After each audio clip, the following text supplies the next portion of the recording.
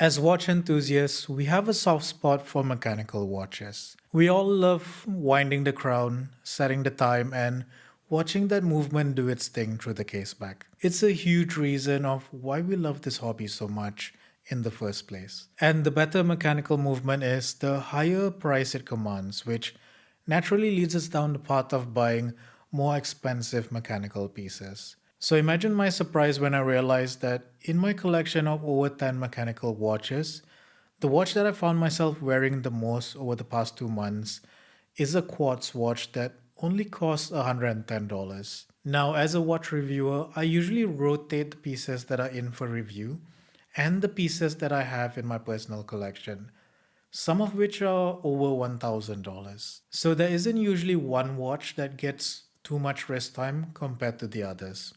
But that wasn't the case with this one. So, how did a $110 quartz diver become one of my most worn watches? I think I know how it's managed to do that.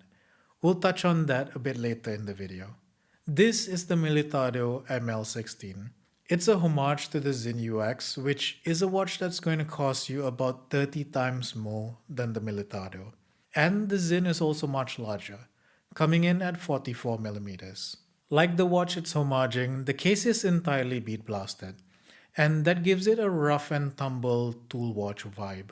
You're getting a 39mm case, 46mm lug to lug, and an incredibly slim 10mm in height. You don't usually see 200-meter divers coming in at only 10mm thick, so that slimness is a refreshing change of pace. This watch is incredibly comfortable. You just forget it's on the wrist most of the time. It also feels like the most balanced watch I've had on the wrist in a long time. For comparison, the Engelmann rate I have is objectively a better watch in almost every way, but you feel it on the wrist. It's thick and it's also heavy. I just preferred wearing the Militado for day-to-day use. Militado also uses an anti-fingerprint coating on the case and bracelet. I tested this against the bead blasted finish on the Engelmann, and it definitely works. You just don't see any fingerprints on the Militado. That's really impressive and something I wasn't expecting at this price point. Now, the crown guard is quite fiddly to operate because the crown guards kind of get in the way of your thumb. Unlike a mechanical watch, you won't need to use the crown to wind the movement or set the time quite often. You just need to set the time once, and you probably won't need to touch the crown again for a few months.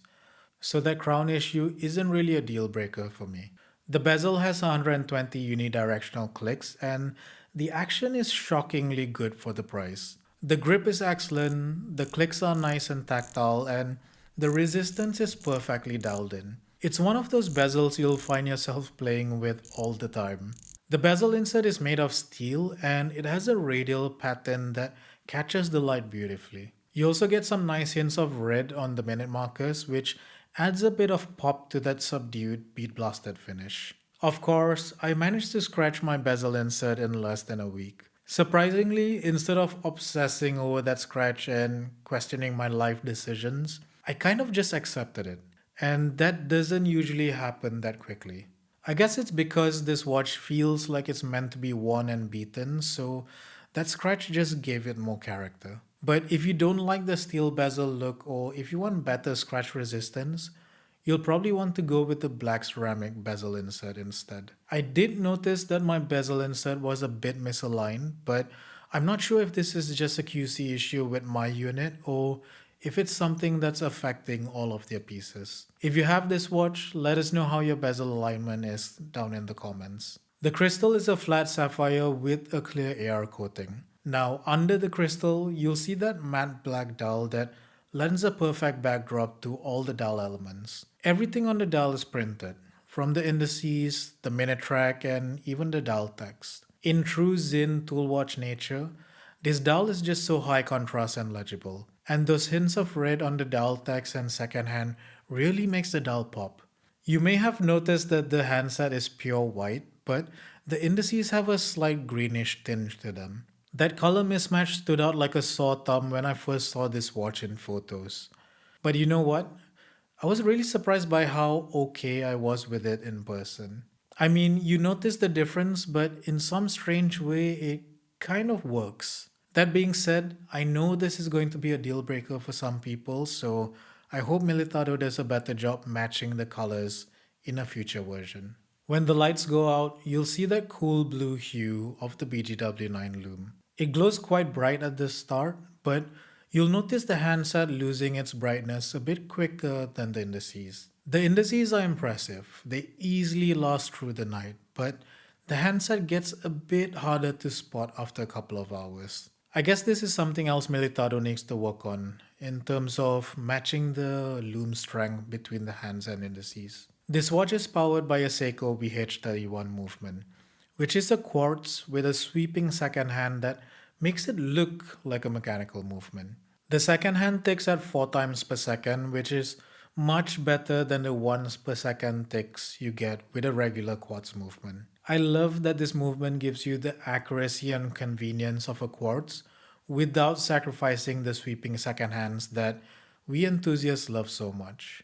The H-Link bracelet is a huge reason this watch is as comfortable as it is. It tapers from 20mm to 16mm at the clasp, and you don't feel any sharp edges along the links. The links fully articulate onto themselves, and that's similar to Trascar bracelets I've had in the past. They've also used screws instead of pins on the bracelet links, which is quite impressive at this price point. The clasp is milled and you get 5 micro adjustment positions, so you're going to have no problem getting the perfect fit. Unfortunately, you don't get on the fly adjustment, but again, considering the price point, I think I'm okay with that. So, back to the question I posed at the beginning. Why did this $110 quartz watch become the most worn watch in my collection? I guess the answer is simple. It has a perfect combination of convenience, comfort, and toughness that gives my mechanical watches a run for their money. This watch really punches well above its weight, and it's available for a cracking price, so I don't feel like I have to baby it too much. I found myself reaching for this watch almost all the time because my mechanical watches were either dead or not set to the right time, which is an issue for those of us with many mechanical watches in their collection. But thanks to the sweeping quartz movement, I could always count on this Militado being the one watch in my collection that was always set to the right time. It's the ultimate grab and go watch, and I really think every collection needs at least one watch just like this. If you're looking for a Sinn Homage but you want something that's a step above in quality, check out this video over here. And if you made it this far, don't forget to hit the like button and subscribe for future content. Thanks for watching, and I'll catch you in the next one.